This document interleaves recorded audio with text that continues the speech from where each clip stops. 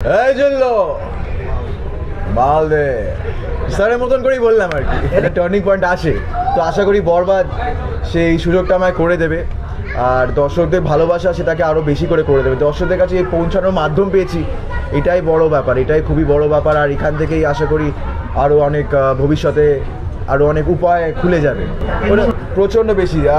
এবার দেখুন মানে ছবির ট্রেলারটা তো সবাই দেখেছেন, তবে আমি কাজ করেছি সেটাও শুনেছেন, কিন্তু ছবিটা যা একজন দুজনকে না মানে দেখতে হয় প্রথমে, তারপর যে হাইপটা তৈরি হবে না, সেটার জন্য আমি অপেক্ষা করছি, সেটাই একটা ব্যাপার।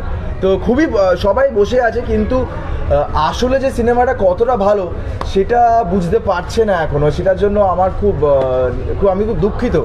তো সেটা আশা করি it will change very soon. Let's hope so ইনশাআল্লাহ, লেটস হোপ সো।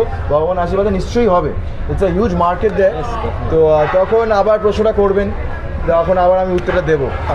দারুণ মানুষ, মানে এত বড় তারকা হয়েও যেভাবে উনি মানে কথাবার্তা, ওনার ভাবভঙ্গি মানে খুবই নর্মাল আফটার আ পয়েন্ট। মানে এটা আমার মাথায় ছিল কি বাপরে বাপ, এরকম একজনের সামনে এসে পড়েছি। তারপর দেখলাম কি খুবই সুইট একজন মানুষ, খুবই দুঃখজনক একটা ব্যাপার কি পাইরেসি মানে চুরি। তো চুরি করা নিয়ে আর কি বলবো, যারা চুরি করে তা মানে খুবই খারাপ ব্যাপার।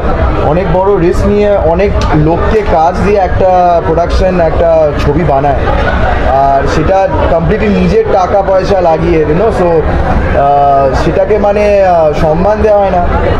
আর সেটা যে কোনো একটা ইন্ডাস্ট্রির জন্য শারিন আপুর মতন আরও মানে প্রডিউসার্স এসে যখন ওই ভরসাটা যেটা পায় যে আমি টাকাটা ঢালছি, ওটা দর্শকের কাছে আমি ফেরত পাবো, কারণ at the end of the day it's business, সেটা তো থাকা উচিতই, তাহলেই তো এগোবে ইন্ডাস্ট্রি। শাকিব খানের জিল্লু, আমি তো আরিয়ান মির্জার জিল্লু। হ্যাঁ একদম, আমি খুবই এনজয় করি, দারুণ এনজয় করি। ইনফ্যাক্ট আমার এয়ারপোর্টে অনেকে চিনতে পেরেছে, নেমেই অনেকে চিনতে, ওটা আমার প্রথম একটা অনুভব হলো একটা। তো খুব মজা পেয়েছি আমি, আমি অনেক আনন্দ পেয়েছি। বাংলাদেশে আমি এই সময় বেশি দিন থাকতে আসিনি, আমি বোধহয় সানডে তাই না, রোববার মতন বেরিয়ে যাব, কারণ আমার মানডেও একটা মানে ফেরত গিয়ে কাজ আছে, তো আবার আসবো।